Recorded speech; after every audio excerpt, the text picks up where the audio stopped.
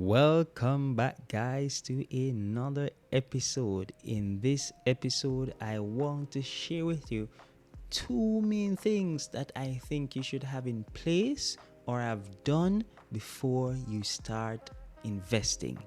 Let's get to it. The number one thing that must be done before you start investing is getting out of consumer debt. Yes, guys, we're talking about the credit cards, the student loans, the auto loans. These are killers.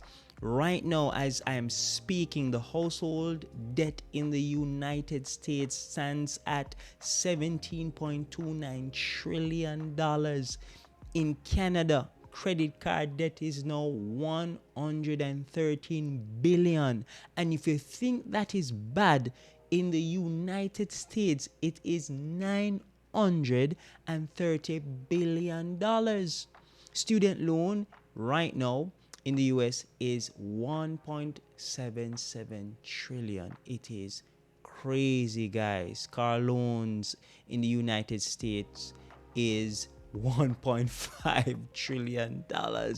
This is crazy. So imagine you're investing each month a small portion, but the majority of your income is going towards debt payment. That's why it's so important, guys, for you to ensure that you are debt free before you start investing.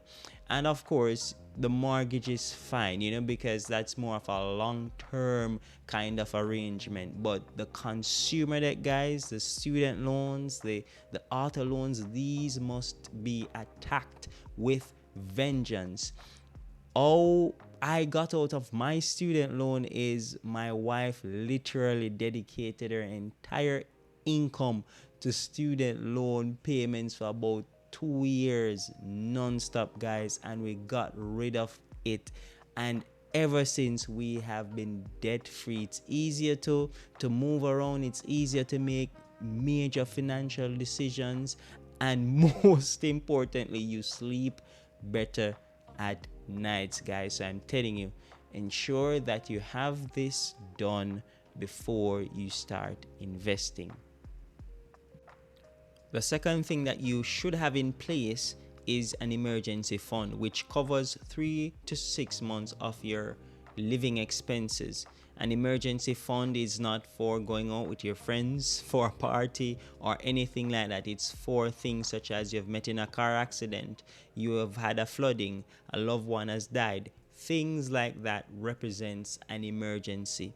And once you have determined what you spend in a month, you should know times that by 3 or 6. Personally, I times mine by 8 because 8 months is what I'm comfortable with. And once you have saved that up, I recommend you put it in a separate account. Don't put it in an account where you pretty much spend on a daily basis, because you increase the temptation of spending that fund.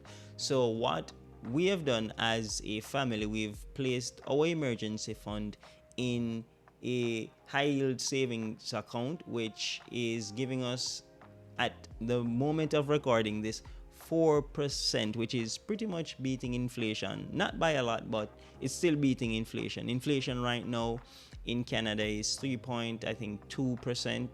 I just looked at it recently and it was 3.1%. So it's probably hovering about 3.1% right now. And the US, it's a similar figure. So do whatever you can to get this emergency fund up and running. Do a side hustle, ensure you don't eat out, like live on one salaries if possible. Don't own 2 cars, or don't own a car if possible, so these are some of the things you can do to ensure that you build your emergency fund pretty quickly. And once that is in place, guys, that's when you can now start investing. Let me know what you think about these 2 things that must be done or must be in place before investing. And yeah, share your thoughts below. See you in the next one.